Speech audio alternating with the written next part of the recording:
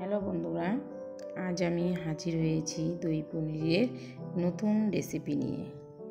খুব কম সময়ে এই রেসিপিটা তৈরি হয়ে যায়। যে কোনো নিরামিষের দিনে এই রেসিপিটা বানিয়ে নিতে পারেন আপনারা। খেতে কিন্তু খুব সত্যি দারুণ হয়।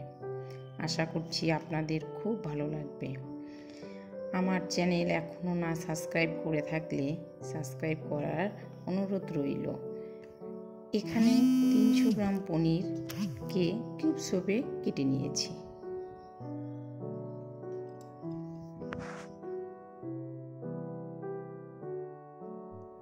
এবার একটা মিক্সিতে 1.5 চামচ পোস্ত, 12টার মতো কাজু বাদাম,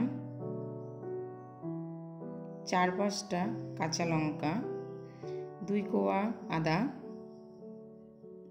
কিশমিশ 16টার মতো, তারপরে একটু জল দিয়ে পেস্ট করে নেব।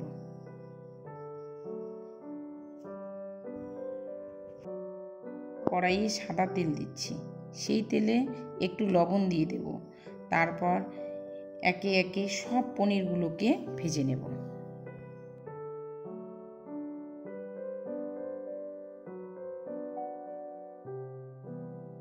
এবার ওই তেলেই দারচিনি, লবঙ্গ, এলাচ দিয়ে দেব।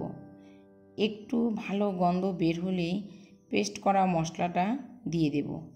এবার গ্যাসের ফ্লেমটা লো করে আস্তে আস্তে মশলাটা ভাজতে থাকব। পাশে আর একটা মশলা তৈরি করি। বাটিতে 3 চামচ দই, 1 চামচ লঙ্কা গুঁড়ো, 1 চামচ ধনে গুঁড়ো, 1 চামচ জিরে গুঁড়ো, 1 চামচ গরম মশলা গুঁড়ো, স্বাদ অনুযায়ী লবণ আর একটু চিনি দিয়ে মিশিয়ে নেব।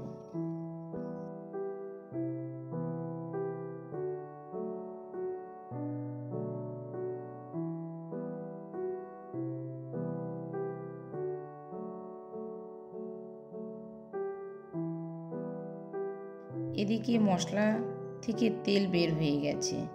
এখন এই মশলাটি দিয়ে দেব। ভালো করে 5 মিনিট কষিয়ে নেব।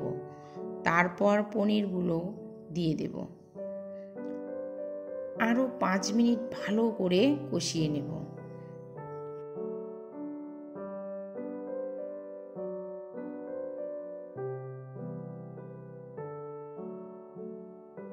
কচুরি মেথিটা দিয়ে দেব। কচুরি মেথিটা দেওয়াতে স্বাদটা দ্বিগুণ হয়ে যায়। আর দিয়ে দেব 2টো কাঁচা লঙ্কা চেরা, এটা স্বাদের জন্য দিলাম। আরও একটু কষিয়ে নিলেই আমার দই পনিরের রেসিপি রান্না কমপ্লিট। এইভাবেই রান্না করে বাড়িতে ট্রাই করবেন আর জানাবেন কেমন হয়েছে।